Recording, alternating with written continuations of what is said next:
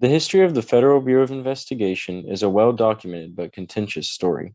The iconic American institution, while tasked with maintaining justice, law, and order, has simultaneously struggled to free itself from a background of unjust, unconstitutional, and improper acts. Perhaps the most notable of such acts is the Bureau's counterintelligence program of the 1960s and 70s entitled COINTELPRO, a large bureaucratic effort encompassing a variety of unlawful surveillance, disruption, and disinformation activities against numerous domestic political groups. The subjects of such activities varied from individual political figures to large social movements to ordinary citizens, all of whom suffered frequent violations of their civil and political rights. Such instances of corruption and abuse rightfully demand explanation and inquiries into motive. Past literature has noted the importance of race as a strong motivation, as the context of Jim Crow segregation, Director J. Edgar Hoover's personal prejudices, and the broader racial tensions of the 1960s manifested in a variety of harmful racially motivated operations against the civil rights movement. The full-length version of this paper has two parts covering in detail both the racial and political motives of COINTELPRO.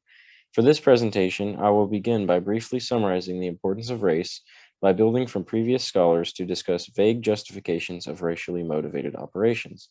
Then I will briefly detail two historical cases to demonstrate the relevance of political incentives and the broader political context to expansions of federal intelligence efforts over time. Finally, considering the interrelated racial and political context of the 1960s, I will argue that a convergence of racial and political motivations served as the primary impetus for the mobilization of the counterintelligence program, and that such incentives intensified when met with threats to the political order.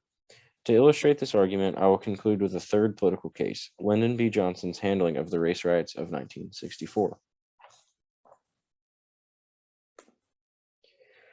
When the FBI opened the counterintelligence program against a variety of groups and individuals involved with the civil rights movement, it cited the ambiguous rationale of aiming to, quote, counter their propensity for violence and civil disorder. Operating under this vague mission, the Bureau justified spying on three distinct subjects: openly aggressive groups such as the Black Panthers, peaceful social movements, and innocent Black neighborhoods.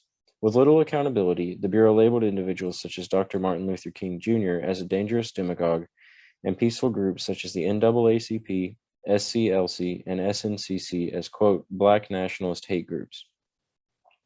The Bureau further infiltrated lower-income Black neighborhoods with its ghetto informant program to, quote, keep abreast for any potential for violence and civil disorder. Despite being labeled as violent, peaceful social movements and innocent Black neighborhoods displayed no evidence of violent threat. Thus, with unstated racial motivations, the Bureau utilized ambiguity to attempt to destroy the civil rights movement and to discriminate against countless innocent Black Americans. Both this concept of ambiguity and consideration of race are integral to our discussion moving forward. Throughout the 20th century, several major political developments resulted in formative expansions of FBI power. The first occurred under Franklin Delano Roosevelt's New Deal, a series of government reform programs from 1933 to 39 designed to recover the nation from the Great Depression. Roosevelt's reform efforts resulted in significant growth in the size and responsibilities of the FBI. In addition to expanded intelligence duties aimed at crime mitigation, the reformed FBI included new discriminatory surveillance programs directed solely at Black Americans. However, in contrast, the Department of Justice also authorized the creation of a new civil rights unit tasked with investigating and eliminating civil rights violations. This contradictory expansion of bureaucratic power granted the DOJ the opportunity to either promote or hinder civil rights moving forward, a tension culminating roughly 30 years later during COINTELPRO, when the Bureau aided Black America by fighting the Ku Klux Klan, yet simultaneously hurt Black America by attacking the civil rights movement. The second political case resulting in the proliferation of FBI domestic intelligence occurred during the Cold War, as Senator Joseph McCarthy and FBI Director Hoover worked together to launch a plethora of new anti-communism intelligence operations. A cultural distaste for communism had existed in the United States since the early 20th century. However, the domestic response intensified in the early 1950s due to the Cold War. During this uncertain and troubling context, McCarthy and the House Un-American Activities Committee rose to prominence, launching a fear campaign of alleged communist infiltration known as McCarthyism, a piece of the larger Second Red Scare. McCarthy and HUAC reportedly worked alongside Hoover and the FBI to handle, quote, subversive political groups accused of communist leanings. During this partnership, the Bureau's operations expanded to include the illegal surveillance of left wing, labor, and civil rights activists. Such efforts laid the foundation for future 1960s COINTEL programs against the American Communist Party and Socialist Workers' Party, as well as further justifications of spying on the civil rights movement and Dr. King, who Hoover insisted was a communist organizer. The third and final political case concerning the proliferation of FBI counterintelligence is President Lyndon B. Johnson's handling of the race riots of 1964, a critical case study featuring the propagation of racial and political motives in the face of threats to the national political order. Less than 3 weeks after Johnson signed the Civil Rights Act of 1964, an off-duty police officer, Lieutenant Thomas Gilligan, shot and killed black 15-year-old James Powell, a ninth grader enrolled in summer school in Yorkville, Manhattan. Despite witness testimonies to the contrary, Gilligan maintained that Powell had threatened and pursued him with a knife in hand. In front of the victim's friends and other witnesses, Gilligan fired 4 shots, 1 as an alleged warning and 3 directly into the body of James Powell, killing him immediately. In September 1964, Gilligan was acquitted by a grand jury. Riots first rose up in Harlem, New York City on July 16, 1964, and in the subsequent week spread to upstate New York, New Jersey, Illinois, and Pennsylvania. In an act of political preservation, Johnson called on Hoover and the Bureau to gather information on the perpetrators of the riots and to reestablish law and order, requiring further expansion of FBI domestic intelligence. The deeper political context for Johnson's mobilization of the Bureau is twofold. First, the unjust killing of James Powell and the subsequent riots threatened Johnson's Great Society policy, as the ongoing unrest signified a failure to uphold the administration's promises to ensure racial justice and social equality. Second, the instability contributed to the public perception that the Johnson administration was weak and incapable of maintaining order, and bolstered the tough on crime narrative of Barry Goldwater and the Republican right, who opposed Johnson in the upcoming 1964 election. Similar to the McCarthy case, during which the goals of a national political actor overlapped with Hoover's desire to expand bureaucratic power, Johnson and Hoover joined forces against the rioters.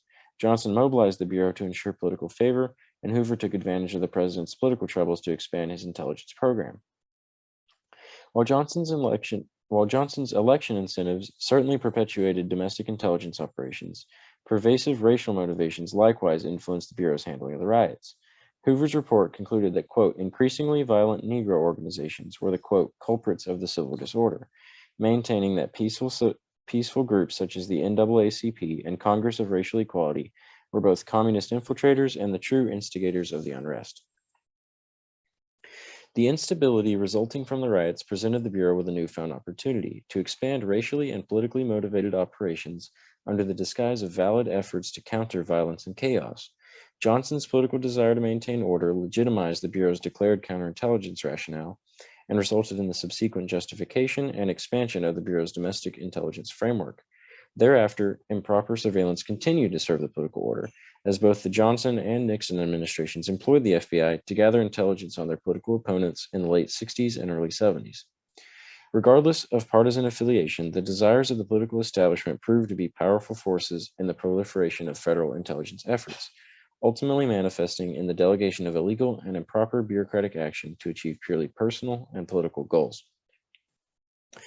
The intricacies of the federal response to the race riots in 1964, the broader goals of the intelligence program, and the subsequent politicization of FBI surveillance all support the conclusion that the true essence of COINTELPRO was that of a political weapon ultimately aimed at maintaining order, either through the mitigation of legitimate violence and unrest, or through the prejudiced targeting of those deemed politically disadvantageous by the contemporary regime.